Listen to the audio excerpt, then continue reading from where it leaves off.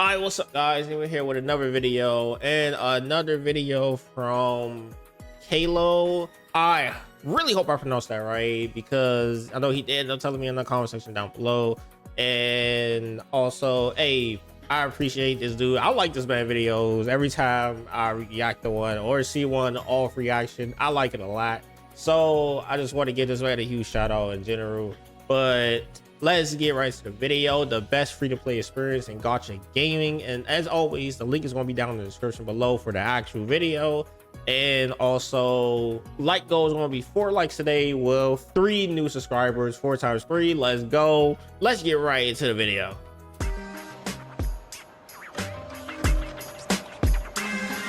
So usually I don't recommend spending money on gacha games for various reasons. Like, for example, you spend $100 to get that desired character, but nope, too bad! You lost the 50-50 and you don't get that character anymore. Yeah. You know, that was me. That was me on the latest Genshin banner. I will be completely honest because I ended up pulling a Chi-Chi, my C6 Chi-Chi that I never wanted, never pulled for her once in my life. But I got her C6 now. So now her and D-Luke are both C6 and they are the bane of my existence. But you know, it's whatever. That feels terrible, right? But believe it or not, after playing Wuthering Waves for the past 4 months, completely free to play, I've reached the point where I actually feel very guilty for not spending money. Isn't that pretty wild to say about a gacha game? Yeah, it kinda is. But the reason why I feel this way is because the game has really delivered the best free-to-play experience I've ever, experienced. Truly. So in this video, I'm going to discuss why exactly I feel this way. How does this game have the best free-to-play experience? Well, we might as well start with the gacha, right? The thing that makes a gacha game. To be honest, gacha is always going to be a very mixed experience in general, regardless if you spend money or not. Some people may be super lucky or not at all. Like, tell me how it takes 1 temple for somebody to get 3 5-stars while I've never had that happen to me once. Yeah, I don't think I ever had that happen to me. I don't know how people do that. I'm gonna be honest, because like they be like, oh my gosh, look at these pulls. 1, 2, 3, 4, 5 5-stars out of the bag. I'm like, how the heck does that work? That makes no sense to me. That makes physically no sense. Me, like I got them back to back before, yes. But in 1 10 pull, I'd be like, there's no way. Like, are they hacking? I don't know. I want to bash my head against the wall, but whatever. The experience can vary, but the only thing that matters is how good can a free-to-play player pull characters and weapons. In other words, how efficiently can they acquire the gacha currency? Well, of course, like most gacha games, the struggle of being free-to-play is still very present in Wuthering Waves. You gotta be smart while picking and choosing what you're after. If you really want a chance at anything, you have to save up your pulls. However, it's the great things like the beginner banner, which allows you to get a random standard 5-star character. There's a free standard 5-star weapon and character selector of your choosing. And then there's the guaranteed weapon banner, which means there's no 50-50 like there is in Genshin. Like, tell me why that's still there. Anyway, all that makes this entire gacha experience better. Plus, you have the many things to do in Wuthering Waves that can earn you enough gacha currency to pull. It can range from the story, side quests, achievements, milestones. Exploring the world can offer a lot. Events have a lot. Then activities like the Elusive Realm,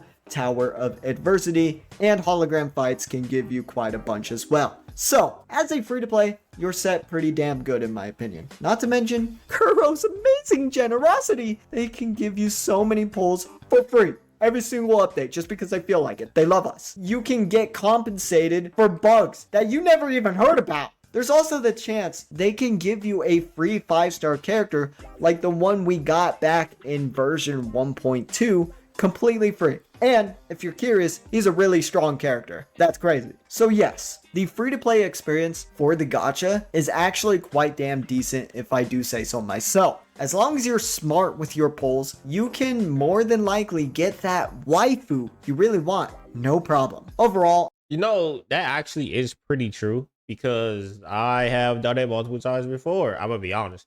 Like, especially at Wuthering Waves, I got almost every character that I wanted to get because I just spent who I want to spend on and I just saved through the rest. and some of those were due to adding extra money into the pool, but most of them aren't. Most of them was not.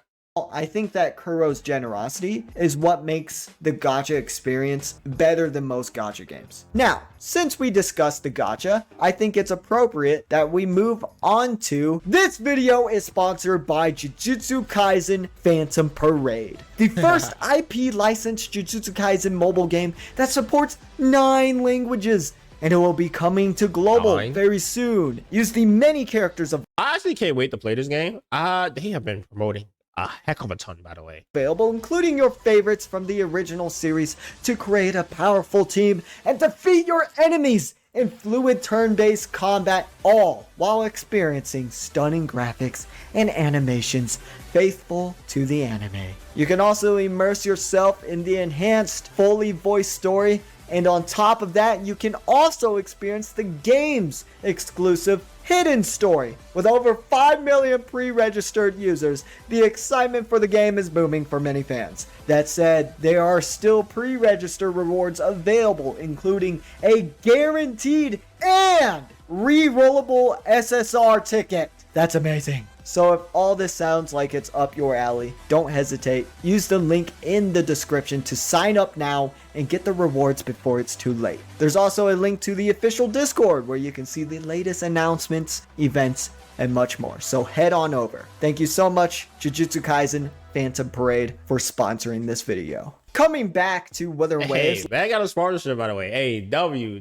I'm always happy to see you. Let's talk about the characters. Being free to play, of course, means that you can't get all of the limited characters you want. It sucks, I know. On average, the free-to-play player will rely mostly on characters that are easily accessible. This refers to 4-star characters as they're easiest to acquire, other free characters that you may have, or your mother. But are they good? I can't go on after saying that. Can you clear the content in Wuthering Waves with them? Yes, you can.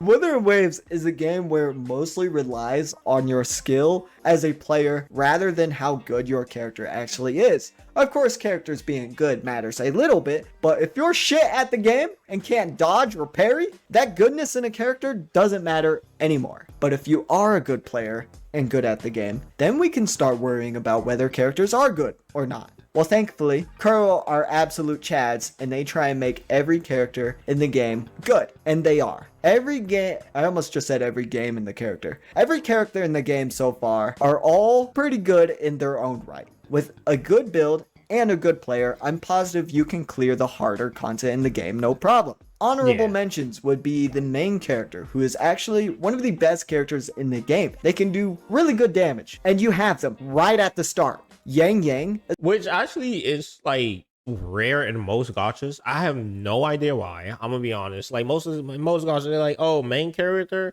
yeah, let's make him weak. I'm like, bro, this is a main character. Like, to be honest, this person is a 6-star because they just that powerful. But when we play with them, it's like they're a 2-star, and I'm like, why? Just make them as strong as they're supposed to be. Also, I am happy that Wuthering Waves does that. Because I know some games they just like main character, no, weak. I'm like, bro, what's up with you? Why y'all hating on the main character like this? Is another good mention. She is really good for many reasons. She can group enemies. She's fast at getting her concerto energy, which means she doesn't take a lot of field time. And she also boosts energy regen for characters' ultimate. She's very good, and she's also free. There's also Danjin, who in the right hands can pull off amazing damage. And when I say in the right hands, I don't mean that lightly, because she's a character who is constantly one-shottable. She's a character who needs true commitment and skill. All in all, most, if not all, the characters currently in Wuthering Waves are good. They're not terrible by any means. They can get the job done for free-to-play players. They can get the job done for free-to-play. Bro, they can get the job done for free-to-play players just fine. And hey, it's not. Hey, bro, it's the same stuff I mean, bro. And the amount of mess ups I do sometimes is insane. Not like you're never going to pull a stronger character from the gacha. So I doubt a free-to-play player would face any trouble when it comes to characters. It's your own fault if you don't take advantage of pulling characters, especially characters that could benefit you a lot. However, if you're a player that doesn't care about doing the harder content of Wuthering Waves at all, you're just here for the story and collecting waifus and or husbandos, then this whole part doesn't really matter. You do you. Now, moving on to player growth, because that matters a lot. At the end of the day, playing the game, unlocking new things, and upgrading your character completely relies on your growth as a player. Of course, if you decide to spend money, you don't really have to worry about anything at all, as you can progress faster. You can buy currency for pulling on banners, which results in another currency to keep buying items and resources from the shop. You can also buy bundles that offer an abundance of resources like XP, or the battle pass that offers a lot of resources and such. You can even use the gacha currency to refresh your energy, which results in you being able to play the game more. So yeah, no problem for people who spend money. But we're here to talk about the experience for free-to-play. How is it? Well, actually, free-to-play players can experience player growth just fine, as long as you play the game. In leveling terms, for this game's case, leveling your union level, it's rather steady. You can get the XP needed for it by almost anything. The best source is from story and side quests, as they offer you the most XP. Milestones are another way to get XP, just farming bosses and things alike. That's how I grind the XP on that game. I'm gonna be honest, I just be farming bosses over and over and over and over and over and over and over again. That's how I do it, because I don't know. I find it the most funnest way than going around doing fetch quests all day. I'm like, I don't really want to do this, so I just go and do this instead. Offer a decent amount. Then there's also exploring the world, getting chests, which give you XP as well. Although it's a little amount, it still matters. So overall, getting XP is easy as hell. What about resources? How nice is it as a free-to-play player to obtain resources, since building characters takes so many damn different resources, it's crazy! It's actually quite easy. Everything needed to build characters can be easily acquired by multiple sources from the game that free-to-play players can easily do. Not to mention the various shops like the Elusive Realm, Tower of Adversity, and Hologram shops. There's also events, and then the gacha shop. If you have some extra currency, you can buy all the resources you need relatively easy. So yeah, resource farming isn't all that bad. Now, if you're curious about the gearing system in this game, which in this case are called echoes, well, that's damn easy too. Echoes can drop a lot from defeating enemies.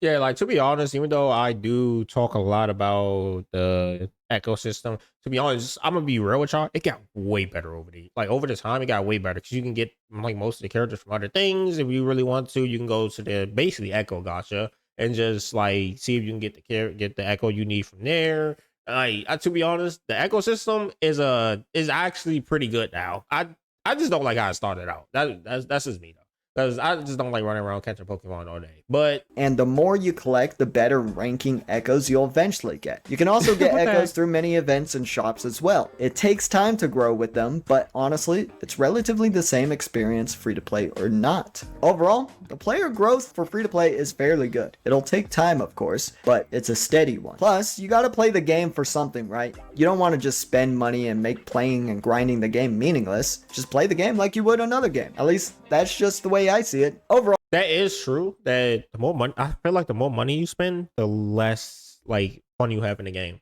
Like, I spend a lot of money in Genshin, guys. Okay, I'm gonna be honest with y'all. I'm gonna say it right here. I spent a lot of money in Genshin, and the more money I spent, the less I cared about the characters, because I was like, okay, I spent money for this overpowered character. I know I'm gonna go spend for the next character anyway, so I'm not even gonna upgrade this character because it ain't as overpowered as the other ones that I have.